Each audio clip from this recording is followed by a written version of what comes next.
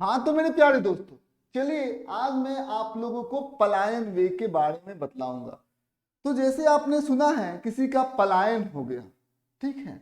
तो यानी कि जैसे बिहार से लोगों का पलायन हो रहा है, यानी कि बिहार से लोग जो है दूसरे राज्यों की ओर जा रहे हैं। यदि हम कहें कि क्या पृथ्वी से भी किसी पिंड का पलायन हो सकता है क्या, तो जवाब है हाँ, पृथ्वी से भी किसी पिंड का पलायन हो सकता है। और वो कैसे होगा वो मैं आप लोगों को बताने वाला हूं। जैसे यहां पर आप ध्यान दीजिएगा, ये हमारी पृथ्वी है, ठीक है। अब इस पृथ्वी को आप देख सकते हैं, इस पृथ्वी का कुछ द्रव्यमान होगा, ठीक है, समझ में आ गया। द्रव्यमान है, त्रिज्या है। हम लोग क्या कर रहे हैं, एक वस्तु हम लोग ले लेते हैं, इस वस्तु को हम लोग भी वेग से ऊपर की ओर फेंक रहे हैं। तो जैसे आप यहाँ पर ध्यान दीजिएगा, भी वेग से हमने इस वस्तु को ऊपर की तरफ फेंका। मान लेते हैं ये पिंड जो है वो, इसका द्रव्यमान जो है वो स्मॉल है। तो आप देख सकते हैं इस पिंड के ऊपर जो बल लगेगा वो किधर लगेगा, नीचे की तरफ लग जाएगा। ठीक है, समझ में आ गया। तो आप यहाँ पर देख सकते हैं ये ऊपर की तरफ गया, ठीक है, इसका वेग घटेगा घटेगा घटेगा, कुछ ऊंचाई को उसने प्राप्त किया और फिर इसका वेग हो गया शून्य, और ये पुनः वापस पृथ्वी पर आ जाएगा। लेकिन हम आपसे एक सवाल पूछना चाहते हैं, क्या हो यदि वेग v से ज्यादा हो जाए, 2b हो जाए, 3b हो जाए, 4b हो जाए, तो ऊंचाई तो बढ़ेगी ना, ठीक है। और ये ऊंचा जाएगा कि नहीं जाएगा, ऊंचाई बढ़ेगी। तो पृथ्वी का जो गुरुत्वीय क्षेत्र है उसका जो प्रभाव है वो ऊपर की तरफ कम होगा कि ज्यादा होगा, तो जवाब है उसका जो प्रभाव है वो ऊपर की तरफ क्या होते जाता है, कम होते जाता है उसका प्रभाव, ठीक है। और ऊपर की तरफ जाएगा तो प्रभाव कम होते चला जाएगा। अब एक बात और मैं आपको बताना चाहता हूं, ठीक है। यदि मान लेते हैं कि यदि ऐसा वेग दे दिया जाए ताकि वो न्यूनतम वेग दिया जाए, जिस वेग को देने के बाद ये जो पिंड है वो पृथ्वी के गुरुत्वीय क्षेत्र से जस्ट जो है वो वापस चला जाए, ठीक है। मतलब यहां तक गुरुत्वीय क्षेत्र फैला हुआ है और पिंड यहां तक पहुंच जैसे ही रहा है, इसका वेग क्या हो जा रहा है, 0 मीटर प्रति सेकंड के बराबर हो रहा है, ठीक है, समझ में आ गया। यानी कि आप यहां पर देख सकते हैं कि जस्ट ये जैसे ही गुरुत्वीय क्षेत्र से बाहर निकला पृथ्वी के, उसका वेग भी 0 हो गया। मतलब यहां पर आपने इतना ही वेग दिया हुआ था, ठीक है। तो इस अब क्या होगा, अब गुरुत्वीय क्षेत्र से ये बाहर हो गया है, तो क्या पृथ्वी इस पर बल लगाएगी क्या, तो जवाब है पृथ्वी इस पर बल नहीं लगा सकती है, ठीक है, क्योंकि ये पृथ्वी के गुरुत्वीय क्षेत्र से बाहर निकल गया है। तो मैं आपसे एक और सवाल पूछना चाहता हूं कि क्या यह पृथ्वी पर पुनः वापस दोबारा आ पाएगा, तो जवाब होगा नहीं, क्योंकि पृथ्वी इस पर बल ही नहीं लगाएगी, तो ये पुनः दोबारा वापस कैसे आ सकता है, नहीं आ सकता है, ठीक है। तो ये यहां पर हम लोगों ने वेग को न्यूनतम रखा, जैसे ही पृथ्वी के गुरुत्वीय क्षेत्र से इसने क्या किया, बाहर की तरफ निकला, इसका वेग क्या हो जाएगा, 0 हो जाएगा। समझ में आ गया।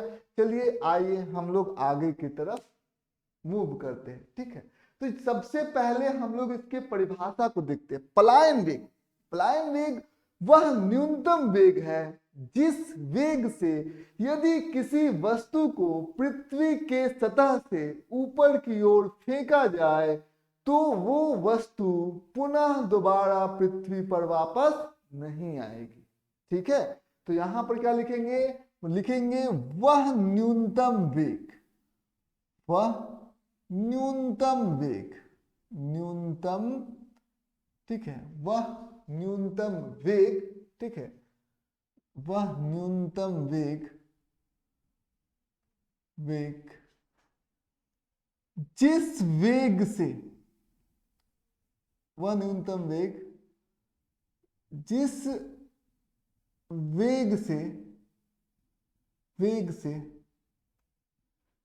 किसी पिंड को, किसी पिंड को, पिंड को ऊपर की ओर फेंका जाए, ऊपर की ओर फेंका जाए, और फेंका जाए, फेंका जाए, ठीक है, ऊपर की ओर फेंका जाए, तो वह पिंड वह पिंड वह पिंड वापस ना आए, वापस ना आए। ठीक, समझ में आए? ये बात आपको समझना होगा, ना आए। ठीक है, वो पिंड वापस ना आए। ठीक है, तो ये बात आपको ध्यान से समझना होगा। चलिए अब हम लोग एक सूत्र ज्ञात करेंगे जिसमें हम लोग देखेंगे कि पृथ्वी के सतह से पलायन कराने के लिए वेग हमें कितना देना पड़ेगा। तो चलिए आइए हम लोग यहाँ पर देखते हैं। तो सबसे पहले आप यहाँ पर, ये हमारी पृथ्वी हो गई, आपको तो मालूम है। इस पृथ्वी का एक द्रव्यमान होगा, ठीक है, समझ में आएगा, कैपिटल एम है। इस पृथ्वी का एक त्रिज्या होगा, वो हो गया हमारा कैपिटल आर। ठीक, समझ में आ गया। तो द्रव्यमान और त्रिज्या हम लोगों को मालूम है। ठीक है, अब हम लोग ये पता करना चाहते हैं कि पृथ्वी का जो गुरुत्वीय क्षेत्र है वो कहाँ तक फैला हुआ है। ठीक, तो पृथ्वी का गुरुत्वीय क्षेत्र हम लोग, तो हमें पहले से ही पता है, हमें पता है, क्या पता है, GH, मतलब H ऊंचाई पर जो गुरुत्वीय क्षेत्र होता है, ठीक है, वो कितना होता है, G गुने पृथ्वी का द्रव्यमान बटा R प्लस H का वर्ग हम लोग कर देते हैं। ठीक, समझ में आ गया। अब हम लोग करना क्या चाहते हैं, हम लोग यहाँ पर क्या दे दिए, हम लोगों ने यहाँ पर एक वेग दे दिया। उस वेग को हम लोग कौन सा वेग कहेंगे, पलायन वेग कहेंगे। तो पलायन वेग हमने कहा, तो जैसे ही ये पृथ्वी के गुरुत्वीय क्षेत्र से बाहर निकलेगा, ठीक है, ध्यान दीजिएगा, तो यहाँ पर मान लेते गुरुत्वीय क्षेत्र यहाँ तक ही फैला हुआ है। अब ये पृथ्वी के गुरुत्वीय क्षेत्र से यदि ये बाहर निकल जाएगा, जैसे ही यहाँ से ऊपर इस बिंदु पर ये पहुंचेगा, तो आप यहाँ पर देख सकते हैं कि यहाँ पर इसका जो वेग होगा वो कितना हो जाएगा, वो वेग हो जाएगा 0 मीटर प्रति सेकंड। ठीक, समझ में आ गया। अब ये पृथ्वी का गुरुत्वीय क्षेत्र आखिर फैला कितना दूर तक है, तो सबसे पहले हम लोग यहाँ पर गुरुत्वीय क्षेत्र से बाहर लग गया, तो यहाँ पर इस पर बल कितना लगेगा, तो यहाँ पर जो बल लगेगा, ध्यान दीजिएगा, बल बराबर कितना हो जाएगा, एम गुने ए। ठीक है, तो ए क्या है, यहाँ पर जी के बराबर है। ठीक है, GH ऊंचाई पर है, तो यहाँ पर जो बल लगेगा इस पिंड पर, जिस पिंड का जो द्रव्यमान है वो स्मॉल m के बराबर है, तो वो बल कितना लगेगा, इसको सबसे पहले 0 के बराबर लिख देंगे। 0 के बराबर जैसे ही हम लोगों ने लिख दिया, तो देख सकते हैं यहाँ पर जो GH है, GH का मान कितना हो जाएगा, तो GH का मान, ये m को नीचे भाग में लगा देंगे, GH का मान हो जाएगा 0 मीटर प्रति सेकेंड स्क्वायर। ठीक है, ये हमारा GH हो जाएगा। ठीक है, समझ में आ गया। तो GH 0 हो जाएगा, तो हम लोग H H क्या रखेंगे ताकि GH का मान 0 हो जाए। अब यहां पर H का मान हम लोग रखेंगे अनंत। H का मान हम लोगों ने रख दिया क्या, अनंत।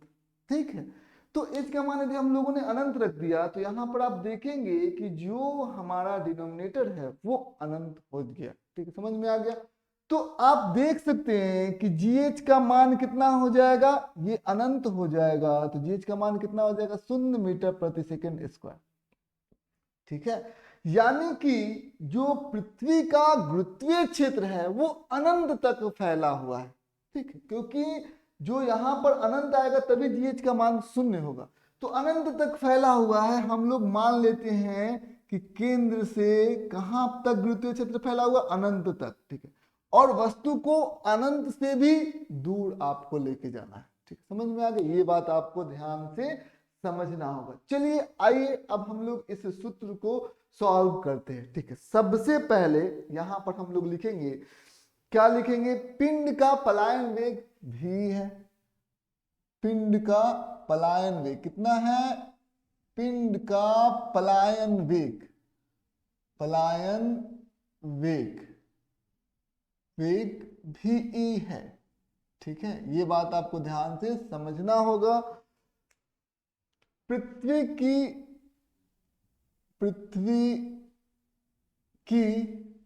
त्रिज्या, त्रिज्या कैपिटल R है। ठीक है, ये पृथ्वी की हमारी त्रिज्या है। पृथ्वी की द्रव्यमान, ठीक है, द्रव्यमान कितना है, कैपिटल M है, ये पृथ्वी का हमारा द्रव्यमान हो गया। ठीक, पलायन वेग हो गया। ठीक है, वस्तु का द्रव्यमान, पिंड का द्रव्यमान, पिंड का द्रव्यमान आपको पता है ही कितना है, पिंड का द्रव्यमान, द्रव्यमान स्मॉल m है। ठीक है, ये बात आपने समझ लिया। अब क्या करें, पिंड को हम लोगों ने पलायन वेग दे दिया, तो एक बात बताइए, ए बिंदु पर, ठीक है, जो पिंड का कुल ऊर्जा होगा, ठीक, समझ में आ गया। और ये जो अंतिम बिंदु है जहां तक ये पहुंचा है, बी बिंदु का जो कुल ऊर्जा होगा इस पिंड का, क्या कुल ऊर्जा में किसी भी प्रकार का परिवर्तन होगा क्या? तो जवाब है कुल ऊर्जा में परिवर्तन होगा ही नहीं, क्योंकि हम लोगों ने मान के चला है कि कोई भी हवा के कारण घर्षण बल नहीं लगाया जाएगा। तो हम लोग यहाँ पर कहेंगे, यहाँ पर हम लोग क्या कर सकते हैं, ऊर्जा का संरक्षण। ठीक है, समझ में आ गया। तो हम लोग यहाँ पर क्या कर सकते हैं, ऊर्जा का संरक्षण, ऊर्जा का संरक्षण करेंगे, ऊर्जा का संरक्षण, ठीक, संरक्षण। ठीक है, तो हम लोग यहाँ पर करेंगे कुल ऊर्जा, कुल ऊर्जा, ठीक है, किस बिंदु पर, कुल ऊर्जा ए बिंदु पर, ठीक है, समझ में आ गया। और फिर क्या होगा, कुल ऊर्जा बी बिंदु पर।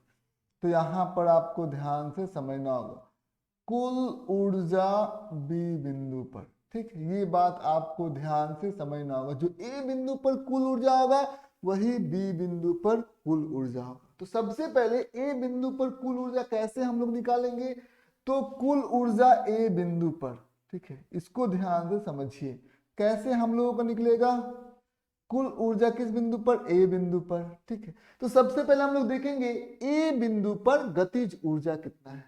तो सबसे पहले कुल ऊर्जा, गतिज ऊर्जा किस बिंदु पर, ए बिंदु पर, जोड़ स्थितिज ऊर्जा, स्थितिज ऊर्जा। ठीक है, समझ में आ गई, ये बात आपको ध्यान से समझना होगा। तो यहाँ पर ये दोनों किस बिंदु पर, ए बिंदु पर। ठीक, तो ये बात आपने समझ लिया। तो ए बिंदु पर गतिज ऊर्जा का सूत्र क्या हो जाएगा, 1/2 गुने इस पिंड का द्रव्यमान स्मॉल m। ठीक, समझ में आ गया, स्मॉल m। ठीक, और फिर क्या करेंगे, पलायन जो वेग है उसका हम लोग क्या करेंगे, वर्ग कर देंगे, v का वर्ग कर देंगे, कोई दिक्कत की बात नहीं है। अब आइए ए बिंदु पर हम लोग स्थितिज ऊर्जा के बारे में सोचेंगे। तो ए बिंदु पर स्थितिज ऊर्जा कैसे निकलेगा, तो सबसे पहले क्या लिखेंगे, -g गुने स्मॉल m गुने कैपिटल। ठीक है, -g गुने स्मॉल m गुने कैपिटल M। ठीक है, और दोनों बिंदुओं के बीच में हम लोग पृथ्वी के द्रव्यमान को हम लोगों ने एक बिंदु द्रव्यमान के रूप में परिवर्तित कर दिया है, और इसका सारा द्रव्यमान हम लोगों ने केंद्र पर रख दिया है। अब ध्यान दीजिएगा, दोनों के बीच की जो दूरी होगी वो पृथ्वी की त्रिज्या के बराबर होगी। तो यहाँ पर क्या करेंगे, जी स्मॉल m गुने कैपिटल M बटा r। कोई दिक्कत की बात नहीं है। ये कुल ऊर्जा कहाँ पर होगा, टोटल एनर्जी, कुल ऊर्जा ए बिंदु पर हो गया। ठीक, यही कुल ऊर्जा हो जाएगा। ठीक, अब फिर क्या होगा, कुल ऊर्जा हम लोग कहाँ निकालेंगे, बी बिंदु पर। तो चलिए इसको निकालते हैं, कुल ऊर्जा, लेकिन हमारा जो बिंदु होगा वो कौन सा बिंदु होगा, बी बिंदु होगा। तो आइए हम लोग बी बिंदु पर कुल ऊर्जा हम लोग निकालते हैं। ठीक, तो सबसे पहले बी बिंदु पर हम लोग क्या करेंगे, गतिज ऊर्जा हाफ गुने द्रव्यमान, ठीक है, गुने यहाँ पर वेग जो है वो कितना है, 0। वेग जो है वो 0 का हम लोग क्या करेंगे, वर्ग कर देंगे। ठीक, समझ में, क्योंकि यहाँ पर गतिज ऊर्जा जो है वो तो इतना ही होगा, क्योंकि यहाँ पर जैसे ही पहुंचा इसका वेग जो है वो 0 के बराबर हो गया, तो गतिज ऊर्जा भी 0 हो जाएगा। जोड़ आप देख सकते हैं इस बिंदु पर यदि हम लोग स्थितिज ऊर्जा को निकालेंगे तो कितना हो जाएगा, -g गुने कैपिटल M गुने स्मॉल m। ये तो दोनों के दोनों रह ही जाएंगे, और दोनों के बीच में जो दूरी है वो कितना है, अनंत। ठीक है, तो अनंत है, तो इसके पृथ्वी के सारे द्रव्यमान को उसके केंद्र पर क्या करेंगे, केंद्रित कर देंगे, और इस बिंदु बी बिंदु पर जो द्रव्यमान है उसका स्थितिज ऊर्जा निकालेंगे। तो इन दोनों के बीच में अब कितना दूरी है, वो अनंत के बराबर है। ठीक है, तो यहाँ पर अनंत रख देंगे। ठीक, तो एक बात बताइए, ये हाफ m और ये 0 का वर्ग कर दिया, तो 0 का 0 का वर्ग कर देते तो 0 ही आएगा। ठीक है, समझ में आएगा। 0 से कोई भी संख्या को गुना करेंगे तो 0 ही आएगा। और यहाँ पर क्या है, यहाँ पर अनंत है, तो अनंत है तो यहाँ पर आप इस बात को देखेंगे, ये भी क्या हो जाएगा, 0 ही हो जाएगा। तो आप देखेंगे कि जो कुल ऊर्जा जो है जब ये अनंत पर पहुंचा, ठीक है, और यदि इसका वेग आरंभिक वेग पलायन वेग के बराबर है तो क्या आ जाएगा, 0 के बराबर ही आएगा। ठीक है, तो ये हमारा कुल ऊर्जा B पर हो गया। तो अब देखिए ये पहला हो गया, ये दूसरा हो गया। ठीक है, समझ में आ गया।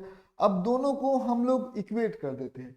तो दोनों को हम लोग यदि इक्वेट कर देंगे तो 1 तथा 2 से, 1 तथा 2 से हम लोग करेंगे, क्या करेंगे ध्यान दीजिएगा। हम लोग यहाँ पर इसको हम लोग इक्वेट करेंगे तो 1/2 गुने m गुने v का स्क्वायर माइनस जी स्मॉल m गुने कैपिटल M बटा r। तो ये बात आपको ध्यान से समझना होगा। यहाँ पर इसको हम लोग किसके बराबर इक्वेट कर दिया, 0 के बराबर। तो ये चीजें आपने समझ लिया। आइए हम लोग इसको और आगे बढ़ाते हैं। अब इसको इधर लेके आते हैं। इसको इधर लेके आएंगे तो कितना हो जाएगा, हाफ m v का वर्ग। इसको हम लोग इधर लेके आएंगे तो क्या हो जाएगा, जी स्मॉल m गुने कैपिटल M बटा r। ठीक, समझ में आ गया। 1 तथा 2 से, क्योंकि दोनों क्या कुल ऊर्जा यहाँ पर कुल ऊर्जा दोनों बराबर है, तो इन दोनों को भी हम लोगों ने क्या कर दिया, बराबर कर दिया। ठीक, ये कुल ऊर्जा जो A बिंदु पर है, कुल ऊर्जा B बिंदु पर बराबर है, तो इसको हम लोगों ने 0 के बराबर क्या कर दिया, इक्वेट कर दिया। 1 तथा 2 से हमें यही मिला। ठीक, समझ में आ गया। तो ये इसके बराबर हो गया, तो हम लोगों ने इसको कर दिया, ये कट गया। ठीक है, समझ में आ गया। ये 2 जो है वो भाग में लगा, इधर जाकर वो गुना में हो जाएगा। तो हम लोग यहाँ पर देखेंगे VE का वर्ग कर देंगे, वो कितना हो जाएगा 2GM बटा R। ठीक है, समझ में आ गया। अब हम लोग V निकालना चाहते हैं तो V कितना हो जाएगा, V हो जाएगा √2GM बटा R। ठीक है, समझ में आ गया। ये हमारा क्या हो जाएगा, V हो जाएगा। समझ में आ गया। ये हमारा क्या है, पलायन वेग। इसी वेग से कोई, इस वेग से यदि हम लोग किसी वस्तु को दे देंगे इतना वेग तो वो पलायन कर जाएगा। ठीक है, अब इसको हम लोग, तो आप भी को कुछ इस प्रकार से लिख सकते हैं। इसका दूसरा भी फॉर्म है, चलिए दूसरे फॉर्म के बारे में हम लोग बातचीत कर लेते हैं। तो दूसरा फॉर्म क्या है, देखिए भी जो है, भी बराबर कितना हम लोग का आया है, √GM बटा R। ये ना भी बराबर √2GM बटा R। अब यदि नीचे भी हम लोग R से, ऊपर भी R से हम लोग गुना करेंगे तो V बराबर कितना हो जाएगा, V बराबर हो जाएगा 2GM R बटा R का वर्ग हो जाएगा। समझ में आ गया। ये बात आपको ध्यान से समझना होगा। तो GM बटा R का जो वर्ग होगा वो किसके बराबर होगा, स्मॉल g के बराबर होगा। तो V बराबर कितना हो जाएगा, V बराबर हो जाएगा √2 गुने स्मॉल g गुने R। ठीक, समझ में आ गया। ये हमारा हो गया पलायन वेग। ठीक है, अब ये g, ये स्मॉल g किसके बराबर, क्योंकि ये जो सतह पर गुरुत्वाकर्षण जो क्षेत्र होगा उसकी जो तीव्रता होगी वो स्मॉल g, GM बटा R का वर्ग। ऐसे ही तो हम लोग निकालते हैं। तो 2 गुने सतह पर गुरुत्वाकर्षण क्षेत्र की तीव्रता गुने पृथ्वी का जो त्रिज्या होगा R रख देंगे। अब हमें मालूम है g का मान कितना होता है, 9.8 मीटर प्रति सेकंड स्क्वायर। हमें मालूम है जो पृथ्वी का जो त्रिज्या होता है वो कितना होता है, 6400 किलोमीटर होता है। इसको हम लोग यदि लिखेंगे 4.4 गुने 10 का घात 6 मीटर ये हो जाएगा। ठीक है, मीटर के रूप में। अब यहाँ पर g और r का यदि हम लोग मान यहाँ पर रखेंगे तो हमें मिल जाएगा v का एकदम बिल्कुल भी एग्जैक्ट मान, वो लगभग 11.2 किलोमीटर प्रति सेकेंड के बराबर होगा। ये रफ्तार कम नहीं है, आपको लग रहा है तो ये रफ्तार बहुत ही ज्यादा है। जैसे इस रफ्तार से यदि आप चलेंगे तो जानते हैं, आप इसको देख सकते हैं 100 सेकंड के अंदर कितना दूरी आप तय कर लेंगे। इस रफ्तार से यदि आप चलेंगे तो 100 सेकंड के अंदर आप लोग जो है जो दूरी तय करेंगे वो होगा 1120 किलोमीटर। ठीक, समझ में आ गया। 100 सेकंड के अंदर आप लगभग 1120 किलोमीटर की दूरी को तय करेंगे। यानी कि आप जहां पर हैं आप ये सोच सकते हैं कि आपसे दिल्ली कितनी दूर है। तो आप इसको कंपेयर कर सकते हैं, देख सकते हैं कि कितनी रफ्तार होनी चाहिए। ये रॉकेट को भी इतनी रफ्तार दी जाती है जिसके वजह से रॉकेट जो है वो पलायन वेग दे दिया जाता है और रॉकेट जो है वो पुनः वापस पृथ्वी पर आता ही नहीं है। तो यदि आप यहाँ पर ध्यान दीजिएगा तो 100 सेकंड के अंदर इतना किलोमीटर जाना, ठीक है, समझ लीजिएगा 100 सेकंड का मतलब क्या हो गया, मतलब 1 मिनट यानी कि 60 सेकेंड और 40 सेकेंड, मतलब 1 मिनट और 40 सेकेंड यदि हो तो 1 मिनट और 40 सेकेंड के अंदर आप लोग लगभग 1120 किलोमीटर चले जाएंगे। ठीक है, समझ में आ गया। तो बहुत वेग है, इसका वेग बहुत ही ज्यादा है। मतलब जो दूरी होगी छपरा और मान लेते हैं कि पटना हो गया और दिल्ली हो गया, ठीक है, समझ में आ गया। उसकी दूरी यदि 1120 किलोमीटर है तो मात्र और मात्र जानते हैं वो 100 सेकेंड में पूरी कर ली जाएगी। ठीक है, तो ये बात आपको ध्यान से समझना होगा। इतना स्पीड हम लोग अटेंड कर चुके हैं, ठीक है, लेकिन ये जो गति है, ये गति जो है वो रॉकेट में होती है। ठीक है, तो यही होता है हमारा पलायन वेग। रॉकेट को इस वेग दे दिया जाता है तो पुनः वापस पृथ्वी पर आता ही नहीं। अब मेन बात ये कि आपसे एक प्रश्न पूछना चाहते हैं। ये सबसे पहले छोटू है, छोटू आपसे प्रश्न पूछ रहा है कि भैया एक प्रश्न का जवाब दीजिए। ठीक है, यहाँ पर भैया हमने काम किया है, छोटू आपसे पूछ रहा है प्रश्न। यहाँ पर भैया हमने काम किया, यहाँ पर सबसे पहले यहाँ पर ये पिंड है जिसका द्रव्यमान स्मॉल m है, यहाँ पर हमने काम किया है, ये पिंड है और फिर एक एक चींटी है। ठीक है, समझ में आ गया, चींटी है और ये पिंड है या हाथी भी लिख सकते हैं। ठीक है, तो ये हाथी है, ठीक है, मान लेते हाथी का द्रव्यमान है और ये चींटी है। ठीक, तो दोनों के लिए पृथ्वी से पलायन वेग जो है वो सेम होगा, अलग अलग होगा, या मतलब सेम होगा या अलग अलग होगा, आपको बताना है। तो इसका जो जवाब है वो ये है, दोनों के लिए पलायन वेग जो होगा वो क्या होगा, वो सेम होगा। क्यों? क्योंकि पलायन वेग जो जिस पिंड को फेंका जा रहा है उस पिंड के द्रव्यमान से उसे कुछ लेना देना है ही नहीं। पलायन वेग कितना आ गया, 2g गुने जो पृथ्वी की जो त्रिज्या है वो कैपिटल R है। तो पलायन वेग को तो इससे लेना देना नहीं है कि जिस पिंड को हम फेंक रहे हैं उसका द्रव्यमान क्या है। ठीक है, तो यहाँ पर आप हाथी के लिए भी पलायन वेग पृथ्वी के सतह से 11.2 किलोमीटर प्रति सेकंड हो जाएगा और चींटी के लिए भी पृथ्वी से पलायन वेग जो होगा वो 11.2 किलोमीटर प्रति सेकंड ही हो जाएगा। ठीक है, पलायन वेग फेंकी गई वस्तु, फेंकी गई पिंड के द्रव्यमान पर निर्भर नहीं करता। ये चीजें आपको ध्यान से समझनी है। चलिए पहले हम लोग इसे मिटाते हैं।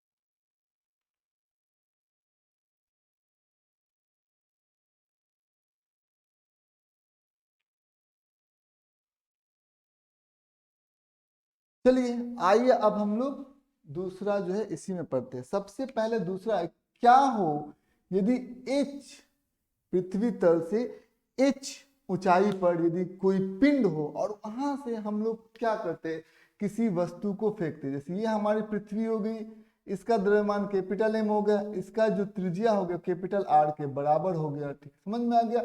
अब हम लोग क्या करते हैं, h ऊंचाई से हम लोग क्या करते हैं, किसी पिंड को जिसका द्रव्यमान जो है वो स्मॉल m है उसको हम लोग ऊपर की तरफ फेंकते हैं। तो एक बात बताइए कि इसका जो पलायन वेग होगा वो कितना होगा। ठीक है, तो चलिए हम लोग इसको देखते हैं। तो पृथ्वी तल से h ऊंचाई पर स्थित पिंड के लिए, तो पृथ्वी तल से h ऊंचाई पर, h ऊंचाई पर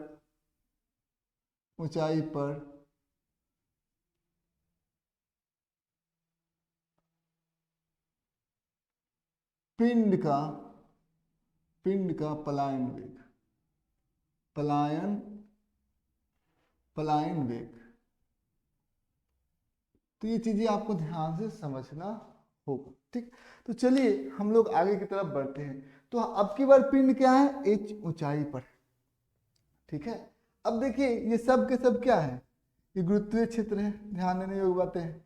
ये गुरुत्वीय क्षेत्र हमारे पास दिया गया है। ठीक है, ये गुरुत्वीय क्षेत्र दिया गया है।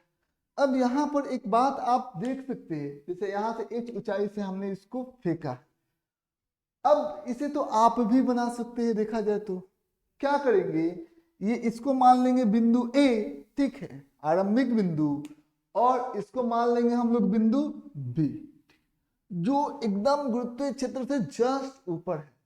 तो आप यहाँ पर देख सकते हैं जो कुल ऊर्जा A बिंदु पर होगा वही कुल ऊर्जा B बिंदु पर भी होगा। ठीक है, समझ में आ गया। तो ये बात आपको ध्यान से समझना होगा। यहाँ पर भी आप क्या करेंगे, ऊर्जा का संरक्षण। तो हम लोग यहाँ पर लिख सकते हैं, क्या लिख सकते हैं, ऊर्जा का संरक्षण, ऊर्जा का संरक्षण, संरक्षण। तो चलिए हम लोग ऊर्जा का हम लोग संरक्षण करते हैं। ठीक, तो सबसे पहले करेंगे कुल ऊर्जा किस बिंदु पर, ए बिंदु पर। कुल ऊर्जा हमारा ए बिंदु पर जितना होगा वही कुल ऊर्जा हमारा कहाँ होगा, बी बिंदु पर भी होगा। तो कुल ऊर्जा हो गया हमारा बी बिंदु पर। ठीक है, तो चलिए ए बिंदु पर कुल ऊर्जा के बारे में हम लोग सोचते हैं।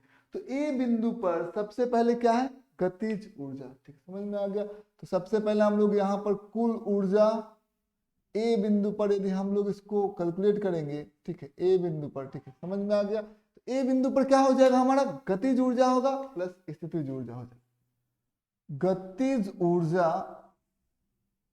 गतिज ऊर्जा, और ये कौन सा ऊर्जा हो जाएगा ए बिंदु पर, स्थितिज ऊर्जा, स्थितिज ऊर्जा। ठीक है, ये बात आपको ध्यान से समझना होगा। ये कहां पर होगा, ए बिंदु पर ही होगा। ठीक, तो सबसे पहले हम लोग इसको कैलकुलेट करते हैं। ठीक है, तो ए बिंदु पर हम लोगों को गतिज ऊर्जा कितना हो जाएगा, ध्यान दीजिएगा। यहां पर आप जल्दी से बताइए, 1/2 गुने इस पिंड का द्रव्यमान जो कि कितना है, स्मॉल m, गुने यहाँ पर जो पलायन वेग है उसका हम लोग क्या कर देंगे, वर्ग कर देंगे। समझ में आ गया। अब फिर ए बिंदु पर बताइए स्थितिज ऊर्जा कितना होगा। तो पृथ्वी का जो भी द्रव्यमान है उसको हम लोग कहां पर, उसका सारा द्रव्यमान को हम लोगों ने केंद्र पर केंद्रित कर दिया है। ठीक है, और गुरुत्वीय स्थितिज ऊर्जा का हमें सूत्र पता है। क्या करेंगे, ये दो केंद्र बिंदु वाले द्रव्यमान है तो हम लोगों को पता है माइनस जी गुने कैपिटल एम गुने स्मॉल एम, कैपिटल एम गुने स्मॉल एम, बटा दोनों के बीच में जो दूरी है वो कितनी है, यहां से यहां तक हो गया है हमारा आर, ध्यान देने योग्य बातें हैं, और ऊपर हो गया है एच, तो कितना हो जाएगा आर प्लस एच। कोई दिक्कत की बात यहाँ पर नहीं है।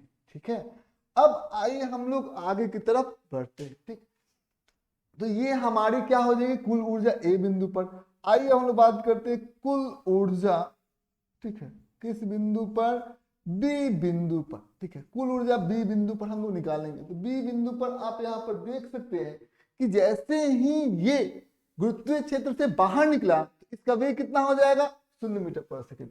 तो यहाँ पर वेग हो गया है 0 मीटर पर सेकेंड। तो यदि हम लोग गतिज ऊर्जा के बारे में सोचेंगे तो इसका गतिज ऊर्जा कितना हो जाएगा, 1/2 द्रव्यमान इसका m ही रह जाएगा, गुने इसका जो गति है वो 0 मीटर प्रति सेकेंड है, तो 0 मीटर प्रति सेकंड का वर्ग कर देंगे। जोड़ आप यहां पर देख सकते हैं दोनों का स्थिति गुरुत्वीय स्थितिज ऊर्जा भी होगा। तो गुरुत्वीय स्थितिज ऊर्जा कैसे निकलेगा, बिल्कुल भी आसान है, माइनस जी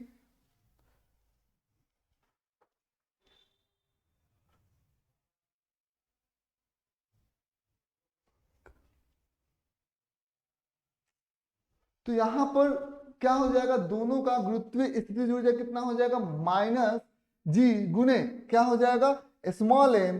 ठीक है, स्मॉल एम गुने कैपिटल एम, स्मॉल एम गुने कैपिटल एम, बटा दोनों के बीच की जो दूरी है वो कितनी हो जाएगी, यहां से यहां तक की दूरी जो है वो कहां तक गुरुत्वीय क्षेत्र फैला हुआ है, अनंत तक फैला हुआ है।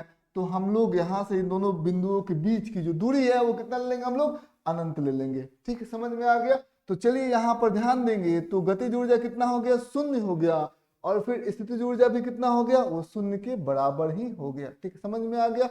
तो ये हमारा कुल ऊर्जा जो है वो बी बिंदु पर 0 जूल के बराबर हो गया, और ए बिंदु पर जो कुल ऊर्जा है वो इतना ही है। ठीक, समझ में आ गया। तो हमें पता है कि जो कुल ऊर्जा है वो ए बिंदु पर और कुल ऊर्जा बी बिंदु पर बराबर है। ठीक है, तो ये हमारा हो गया प्रथम और ये हमारा हो गया दूसरा। ठीक है, तो ये और ये बराबर है, तो ये इसका मान, ठीक है, और इसका मान जो है वो बराबर है। तो इसका मान हम लोग देखेंगे तो कितना हो जाएगा, 1/2 गुने m गुने v का वर्ग कर देंगे माइनस g स्मॉल m गुने कैपिटल M बटा r प्लस h। ठीक, समझ में आ गई। ये बात आपको ध्यान समझना होगा। इसको हम लोग शून्य के बराबर हम लोगों ने इसे लिख दिया। अब इसको हम लोग इधर लेके आएंगे तो कितना हो जाएगा, हाफ m गुने v का वर्ग, ये कितना हो जाएगा, g स्मॉल m गुने कैपिटल M बटा r प्लस h। तो स्मॉल m से स्मॉल m कट गया। ठीक है, समझ में आ गया। अब ये दो भाग में लगा है, इधर आकर मल्टीप्लाई में हो जाएगा, तो v का वर्ग जो हो जाएगा 2gm बटा r प्लस h। ठीक है, अब यहाँ पर v यदि हम लोग निकालना चाहते हैं तो कितना हो जाएगा, √2gm बटा r प्लस h। समझ में आ गया। ये बात आपको ध्यान से समझना होगा। यदि h ऊंचाई से हम लोग किसी भी पिंड को ऊपर की तरफ फेंकते हैं तो उसका जो पलायन वेग होता है v जो होता है वो कुछ इस प्रकार से होता है, 2gm बटा r प्लस h। यही हो जाता है हमारा पलायन वेग। ठीक है, तो अब ध्यान दीजिएगा, यहाँ पर हम लोग एक प्रश्न आपसे पूछना चाहते हैं। प्रश्न कुछ इस प्रकार से है कि यदि हम लोग एक काम करते हैं, यहाँ पर कोई वस्तु है, इसका द्रव्यमान जो है वो कैपिटल M है, इसका त्रिज्या कैपिटल R है। ठीक है, यदि हम लोग इस वस्तु को h बराबर R से फेंकते हैं, h बराबर किससे, R से ऊपर की तरफ फेंकते हैं, तो पलायन वेग आप निकालिए। तो पलायन वेग कितना हो जाएगा, तो यहाँ पर ध्यान दीजिए, v बराबर कितना हो जाएगा, यहाँ पर हो जाएगा फॉर्मूला क्या है, 2gm बट्टा r प्लस h, r, और यहाँ पर h बराबर किसके बराबर है, h r के बराबर है, तो बस यहाँ पर r के बराबर यहाँ पर रख देना। तो कितना हो जाएगा, √2gm, ठीक है, बट्टा r प्लस r। ठीक है, तो r प्लस r कितना हो जाएगा, ये 2r हो जाएगा, 2 से 2 कट जाएगा। तो यहाँ पर जो पलायन वेग आपको जो मिलेगा वो gm बटा r हो जाएगा। अब जब आपने वस्तु के सतह से किसी को ऊपर की तरफ फेंका था तो पलायन वेग हमारा कितना था, पलायन वेग था हमारा √2gm बटा r, ये ना था हमारा पलायन वेग। अब हम लोग यहाँ पर देख सकते हैं कि अब h ऊंचाई से यदि हम लोग किसी पिंड को ऊपर की तरफ फेंकेंगे तो जो पलायन वेग होगा वो पहले से कम हो जाएगा कि ज्यादा हो जाएगा। तो एक बात यहाँ पर देख सकते हैं, यहाँ पर क्या है, 2gm बटा r, 2gm बटा r है रूट के अंदर, यहाँ पर रूट के अंदर 2gm बटा r प्लस h।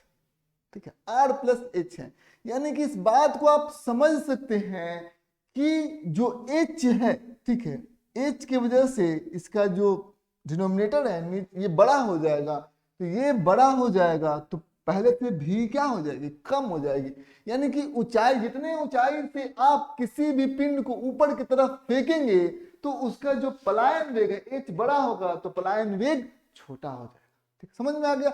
हमको पता है कि यदि हम लोग सतह के बारे में बात करते हैं तो सतह का मतलब क्या, यदि आप नीचे आएंगे, ठीक है, और नीचे आ रहे हैं तो h का मान घट रहा है, सतह से ही तो h लिया जाता है, सतह के ऊपर जैसे ही आएगा h का मान क्या हो जाएगा, शून्य हो जाएगा। h का मान यदि आप यहाँ पर शून्य रख दीजिएगा तो जो आपका जो पलायन वेग है वो कुछ इस प्रकार से हो जाएगा, 2gm बटा h का मान शून्य रखेंगे बटा r ही हो जाएगा।